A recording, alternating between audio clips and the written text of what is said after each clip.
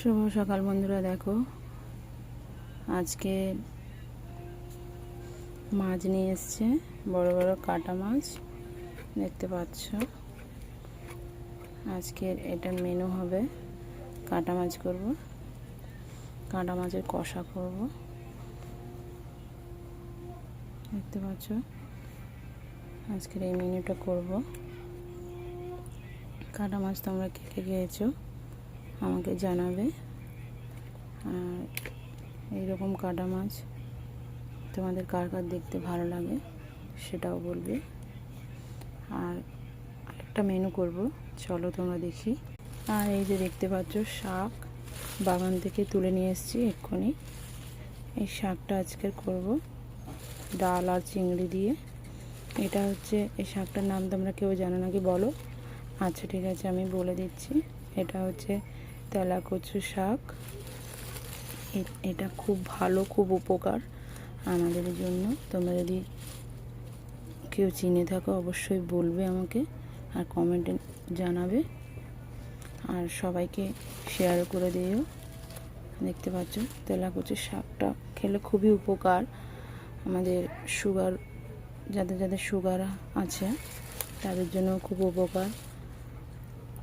High sugar যাদের, এই শাকটা খেলে খুবই ভালো। তোমরা দেখতে পেলে অবশ্যই খেও, খুবই উপকার। দেখতে পাচ্ছ, এটাকে এবার কেটে নেব আর মাছগুলোকেও কেটে নেব। দেখো তোমরা কীভাবে রান্না করি। এই দেখতে পাচ্ছ ভালো করে পরিষ্কার করে নিয়ে এসেছি। যেহেতু আমি পরিষ্কার থেকে এনেছি শাকগুলো, তবু একটু ভালো করে শাকটা ভালো করে ধুয়ে নিতে হবে। কেননা বর্ষাকালে একটু শাকটা ভালো করে ধুতে হয়, পোকামাকড় থাকে। তোমরা ভালো করে পরিষ্কার করে ধুয়ে নেবে। আমি কিন্তু একটা একটা করে ধুয়ে নিয়েছি। দেখতে পাচ্ছ ডালটাও নিয়ে নিয়েছি ধুয়ে।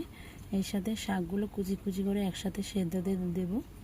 তোমরা দেখো, প্রথমে শাকটাকে কুচি কুচি করে কেটে নেব, তারপর ডালের সাথে একসাথে সেদ্ধতে বসিয়ে দেবো। এটা কেটে নিয়েছি, এবার সেদ্ধতে বসিয়ে দেবো।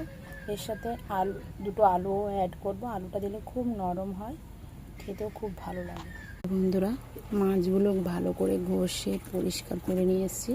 ওপরের যে নীল অংশটা ওটা পুরো ঘষলে পরিষ্কার হয়ে যাবে। তোমরাও ঘষে নিও। আর মাছে দেখো ডিমও হয়েছে। এবার মাছটাকে পিস পিস করে কেটে নেব।